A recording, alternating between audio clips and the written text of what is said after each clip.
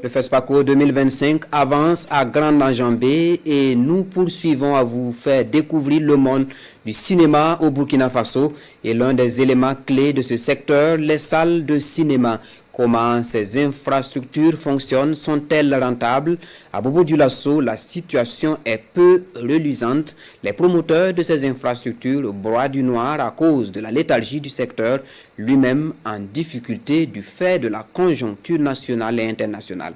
Betty Bienaon, Sayouba Mambone, reportage.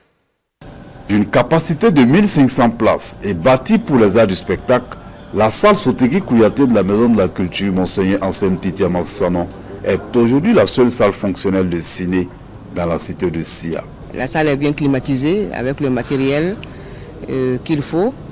Un personnel également formé en partenariat avec le FESPACO. Et grâce à la Maison de la Culture, jusqu'à présent le cinéma vit un peu à Bobo-Dioulasso. Sinon j'imagine, sans la Maison de la Culture, aujourd'hui où on parle là, on n'allait plus parler du cinéma à Bobo-Dioulasso. Même si les salles emblématiques, comme les ciné Gimbi et Sanyon, sont en plein chantier pour une éventuelle réouverture, force est de reconnaître que leur fermeture a porté un véritable coup au secteur. Il y a aussi que la réglementation n'a pas favorisé évidemment la promotion des salles, mais le fait simplement que l'État ait aussi transféré cette gestion-là aux communes qui ne disposent pas de budget conséquent, cela aussi a eu un impact négatif évidemment sur ce volet qui a travaillé malheureusement à la disparition peu à peu des salles de cinéma au niveau donc de la ville de Bobo-Dioulasso. On vient de finir une séance de projection tout de suite en décembre.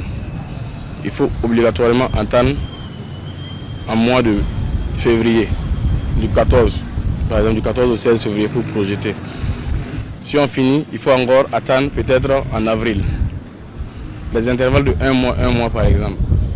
Ça ne peut pas motiver les gens à venir suivre quelque chose, un film par exemple. Il est donc nécessaire de redorer le blason du cinéma à Sia afin de lui conférer tous ses attributs de capital culturel avec le développement de l'économie.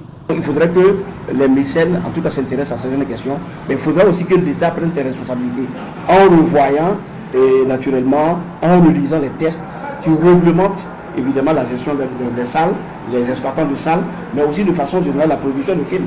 Avec notre plan stratégique de développement et le plan d'action, nous avons entrevu en tout cas d'approcher des partenaires et pour voir comment ils peuvent nous accompagner au niveau de l'équipement pour justement nous permettre d'être au top.